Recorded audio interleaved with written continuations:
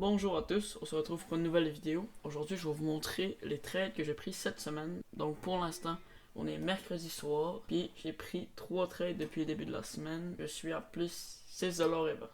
Donc mon premier trade, c'était une perte. J'avais aperçu ici qu'on avait venu prendre cette liquidité-là. Ici, on avait créé un fair value gap. On aurait pu rentrer justement dans ce fair value gap-là.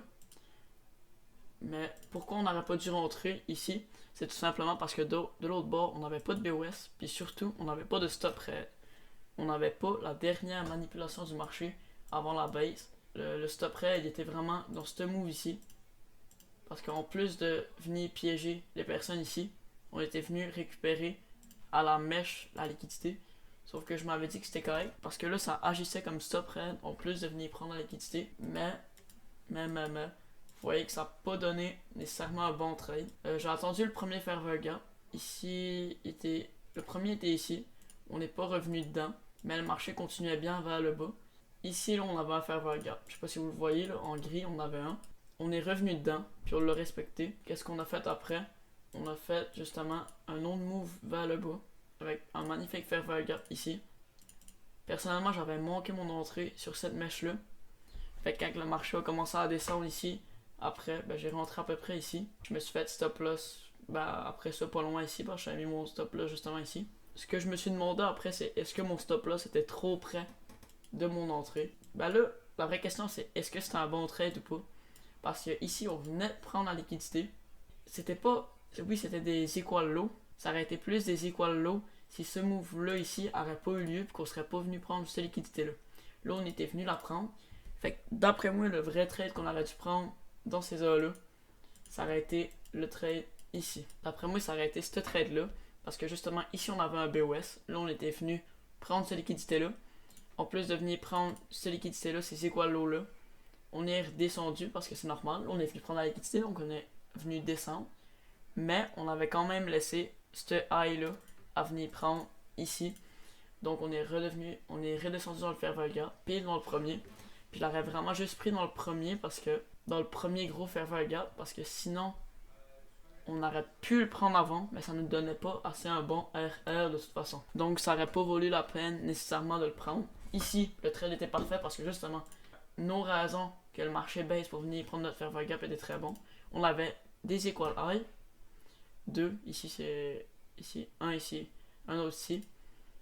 Puis on avait laissé ce haut là qui n'avait pas encore été pris, donc il fallait venir le prendre. Mais j'aurais quand même laissé mon TP à ce niveau là, parce que ça aurait été plus sûr. Mais comme vous pouvez le voir, on serait venu le toucher quand même.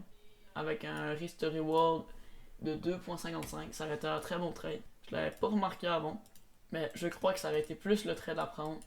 Parce que là, on n'avait plus rien qui nous disait qu'on voulait aller vers le bas. On venait de prendre une liquidité ici. Avant ça, on avait tout pris cette liquidité là. Puis d'après moi, le trade qu'on aurait vraiment dû prendre, c'est vraiment ici, à 3h30, sur cette bougie-là, mais plus vers 2h. Ça aurait été le trade qu'on aurait dû prendre cette journée-là. Là, on était quoi? On était lundi. Donc là, je vais vous montrer la journée de mardi, les deux trades que j'ai pris. Mardi, 2 wins. Un premier TP un peu plus bizarre, là, parce que ici, on avait eu un gros move vers le haut. C'était, je sais pas c'était quelle nouvelle, mais c'est pour ça à 8h30. C'était un méga move vers le haut. Ici, on a fait ce move là. On est redescendu ensuite. On avait comme un espèce de. On avait un BOS ici, vu que c'était une mèche qui ressortait plus. Mais il n'y avait pas de stop raid. Puis en plus, moi j'aime mieux attendre pour rentrer dans le deuxième fair value gap. Ici justement, on était venu en montant ici, tout ce move là. On est venu prendre cette liquidité là. Puis en plus de venir prendre cette liquidité là, ici, on a baissé un peu avant de venir faire notre dernière manipulation avant de vraiment chuter. Puis en plus, on a quand même repris ce high là. Le premier fair value gap, ou un peu aussi notre première entrée, aurait pu être justement ici. Vu qu'on avait un BOS de l'autre bord. Un BOS, je vous rappelle, c'est une mèche dominante. Ici, si on a ça sur un graphique, là je parle vraiment des mèches. Cette mèche là indique qu'on est dans une structure. Puis si un corps de bougie vient la briser comme ça fait que là on est dans un cassage de structure. Donc on est maintenant dans une structure haussière. Comme ça ici, on a les mèches ici avec le move qui va là. Puis ça ici ça fait un break of structure, un BOS. De l'autre bord du BOS, les mèches qui brisent notre structure, normalement ça forme un fer Vega, vu que c'est un gros move vers le bas ou vers le haut. Mais dans ce cas-là, c'était un move vers le bas. Donc là, on est venu briser la structure. Puis notre entrée aurait pu être ici, comme ça ici, avec une target peut-être ici. Puis là, je viens de me rendre compte de ça. Notre vrai premier fer Vega aurait été ici. Donc, j'aurais pu rentrer dans lui, mais je pense que je l'avais pas remarqué qu'on a fait un fer Vega en haut. Puis c'est pour ça, j'aime mieux rentrer dans le deuxième. Mais là, ici, ça a vraiment chié. Donc là, j'ai rentré un peu plus loin. J'ai manqué mon entrée. On est venu prendre mon entrée. On est venu redescendre. Puis là, ça voulait pas remonter. Fait que j'ai quand même rentré dans le trade. Ça a full monté vers le haut. Donc, dans le fond, on est venu. Là, je suis en M3. J'ai monté de time frame. Je pense qu'on était venu frapper l'order block ici, justement. L'order block, je vous rappelle, c'est les dernières bougies à la hausse avant la base. Ou les dernières bougies à la base avant la hausse. Fait que ici, c'était les dernières bougies à la hausse avant la base. On était venu frapper l'order block. On aurait pu rentrer là aussi. Personnellement, j'avais rentré sur le fer Vega. Ça m'aurait pas du tout dérangé de me faire stop loss. Mais ça, je voulais pas le sortir avant le stop loss, mon train. Mon TP, je vous rappelle, je l'avais mis en haut de cette bougie ici. Puis là, quand j'ai vu que le marché a chuté ensuite, ben, je suis sorti à peu près dans ces environs-là. Je sais pas exactement où. Ce trade-là m'a fait 1,82$. Puis là, je vais vous montrer le dernier trade que j'ai pris de la semaine jusqu'à date. Un magnifique trade. On n'aurait pas pu avoir un meilleur move que ça. Donc, premièrement, on avait laissé beaucoup de liquidité ici. On avait vraiment toute cette liquidité à venir prendre ici. Parce qu'il y avait ce high-là, oui, mais il y avait ça qui avait été laissé là. De l'autre bord, ici, on avait ce high-là qu'on est venu se faire prendre avec ça ici. Notre stop raid ici. Le stop raid, je vous rappelle, dernière manipulation du marché avant son vrai mouvement. Ici, on avait le premier fer Vega qui avait été respecté. Puis là, on était venu chuter très très rapidement. Je suis rentré dans le premier fer Vega. Donc, avec, je vous rappelle, le BOS par ici. Notre structure qui a été cassée rapidement, puis par un fer Vega. Puis je vous rappelle, notre modèle d'entrée, c'est dans un fer Vega ou dans un order block. Mais je vous conseille vraiment de rentrer dans des fer Vega parce que les order blocks, ils sont plus rares un peu. L'order block ici, ça a arrêté ces bougies-là. Mais justement, on n'était pas venu les prendre, ce move-là. Donc je suis rentré ici. Puis là, ça m'a fait un peu chier parce que au début, je l'avais manqué un peu mon entrée. Que la vraie entrée a arrêté ici. Mais j'avais quand même laissé mon ordre placé. J'avais lâché mon sel. Je reviens sur le marché. Ça avait été pogné mon entrée pour aller chercher mon stop loss. J'étais tellement content. Ce trade là m'a fait plus 6$, je pense. Ouais, ce trade là m'a fait plus 6$94$. C'était un trade parfait. Et maintenant, je vais vous montrer le trade que j'ai failli prendre cette journée, mais mon entrée a été manquée. Ici, là, je vous rappelle, on est dans ce mouvement-là. On aurait vraiment pu s'attendre à ce que le marché remonte. Je vais vous expliquer pertinemment pourquoi on n'est pas remonté. C'était très normal, ce move baissier-là. Ici, on aurait pu rentrer, là. On avait tout. On avait une bonne prise de liquidité ici. Puis en plus, on avait un espèce de stop raid. Ici, on était venu monter. Puis là, on était venu manipuler le marché avant de vraiment remonter. Sauf que là, si on monte dans les time frames, je vous rappelle, on est là. On est dans ce rectangle-là. Si on va en M30, là, je vous rappelle, on est dans ce move-là. Puis dans ce move-là, c'est qu'est-ce que le marché a fait ici. On a prendre ce high-là. Il était venu prendre la liquidité d'ici. On était venu prendre la liquidité ici. Puis je vous rappelle qu'on a plus haut time frame. Le premier fer Vega a été respecté en plus haut time frame. Regardez, il est venu rentrer. Puis on est venu descendre. Puis là, ça aurait été quasiment un trade parfait à prendre au plus haut time frame qu'on avait un BOS ici, une structure qui a été cassée.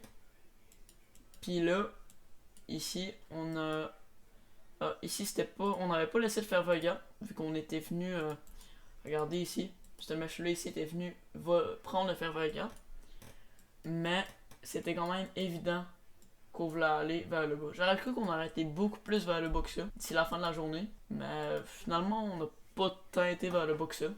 Ça reste que si on aurait juste resté en aimant, on aurait vraiment voulu acheter le marché. Tandis que là, si on montait dans les time frames, je vous rappelle notre fer gap est ici, on aurait pu chercher une entrée dans ce coin-là. Là, on aurait pu chercher à vendre ici le marché. Je vous rappelle, toute la zone grise ici, c'est un fer gap de M30. ici on avait notre premier fair gap qui a été respecté, vu qu'un fair gap respecté, c'est tout simplement un fair gap que le marché revient dedans, puis qu'il s'en va de l'autre bord après, puis c'est exactement ce qu'il a fait. Mon entrée, ce que je voulais vraiment voir, là, elle avait été parfaitement ici, mais on n'est pas venu la prendre parce qu'on n'est pas vraiment rentré dans le fair gap. Ici, j'aurais visé ça ici, puis j'aurais visé des bas. Moi ici, j'aurais vraiment visé ce bas ici, parce que c'était vraiment un bas qui paraissait. Sauf que comme vous pouvez le voir, on n'est même pas venu le prendre. Fait que là, qu'est-ce qu'on aurait dû faire dans cette situation-là? On aurait dû regarder avant si on avait des fair gap de pas pris ici. Puis comme on peut le voir ici, on avait un gros ici qu'on avait laissé. Fait que notre arrêt, notre TP aurait pu être là-dedans. Mais je l'avais même pas vraiment remarqué vu que je visais vraiment le bas principal. Mais normalement, notre TP aurait dû être ici. Fait que ça nous aurait donné un risque de 2.55. Mais ça, je vous rappelle, on n'est pas revenu dans le fair gap. Si je zoome, là, on n'est pas revenu. Mon entrée, elle s'est pas fait déclencher. Donc, c'était pas un trade à prendre. C'était pas un trade à prendre, surtout quand on était plus bas, là, on n'aurait pas dû le prendre. Si notre entrée se fait pas déclencher, c'est pas un bon trade. Mais ici, par exemple, je suis revenu sur le marché là, et j'ai aperçu un bon trade. Je vais noter la fermeture ici. Ça, c'est la fermeture. Je vais laisser le fair gap M30 pour que vous compreniez mieux. Ici, on était venu y toucher. Puis, ici, là, et ici, dans ce move-là, je crois vraiment qu'on aurait pu short le marché. Premièrement, on était venu prendre vraiment beaucoup de liquidité. On était venu chercher deux zones de liquidité. Premièrement, ici. Puis deuxièmement, ici. Notre stop raid ici. Je vous rappelle que ce que j'appelle un stop raid, ça vient du Power of Tree City. Puis le Power of Tree, je vais le répéter quand même, c'est une accumulation, une manipulation, puis une distribution du prix. Dans cet exemple-ci, je vais vous montrer, on a une accumulation, une dernière manipulation du prix avant de vraiment chuter ici. Ici, nous avons un BOS avec un FVG ici. Je serais venu short le marché ici. Puis là, pourquoi me diriez-vous, on serait rentré dans le premier fair gap? Parce que là, même si c'est lui vraiment le premier, puis lui le deuxième, ça n'a pas rapport parce que quand je parle de premier et deuxième, c'est les premiers et deuxièmes à être respectés. Là, j'aurais rentré dedans parce que comme vous pouvez voir là, nous sommes 4h45. Entre 2h30 et 2h45, c'est là que le marché a de bonnes chances de se retourner avant la fermeture. Puis là, comme vous pouvez le voir, on serait venu chercher mon TP. Ça aurait pris du temps. Regarde, ça aurait pris du temps qu'il faut. De toute manière, tout se faisait respecter ici quand même. Ici, on n'était jamais venu prendre ma liquidité ici. Puis en plus, ben ici, ça bougeait correctement. J'aurais sûrement fini par mettre mon trade à break-even. Ici, avec le stop loss collé sur mon entrée. Donc si j'aurais perdu, j'aurais pas beaucoup perdu d'argent. Ça aurait sûrement été ça le mieux à faire. Ou sinon, on aurait pu sortir dans ce fair gap là. Le dernier, je vous rappelle. Ça a donné un trade comme ça ici. Ce qui a un très beau ratio de 1.93. Si c'est proche de 2 comme ça reste un bon ratio. Ce qu'on cherche, c'est un trade en haut de 2. Ce trade-là, je l'ai pas pris parce que tout simplement, je n'étais pas devant mon ordi ou mon cell pendant ce temps-là. Ça aurait été un exemple de bon trade à prendre. Je vous rappelle que là, on est mercredi soir, puis ma semaine est dans le positif. Je vais essayer de la finir dans le positif. Aujourd'hui, c'était quand même une très bonne semaine parce que si on monte en unité de temps, nous sommes venus prendre cette liquidité-là. La question est, est-ce qu'on va venir combler tous nos fair gap qu'on a laissés sur le marché en montant? Là, ça va vraiment dépendre de qu'est-ce qui se passe. De l'autre bord ici, on a quand même des hauts. Ça, c'est les plus hauts qu'il y a eu dans le marché du Nasdaq dans sa vie. Est-ce qu'on va venir les prendre? Ça, c'est une bonne question. Je ne le sais pas du tout. Mais ce que je m'attends, là, au moins, si on vient pas prendre ces hauts-là, ça va être ici de venir prendre ce fair gap-là. Il est minuscule, mais là, on est sur du daily, je vous rappelle. Donc, si j'ai tracé le fair gap comme ça, d'après moi, on a quand même des chances de venir monter, prendre ce fair gap là. Mais c'est loin d'être sûr. Fait que c'est pas mal ça pour la journée d'aujourd'hui. C'était les trades que j'ai pris cette semaine. Je vous souhaite une excellente soirée. Bonne soirée à tous.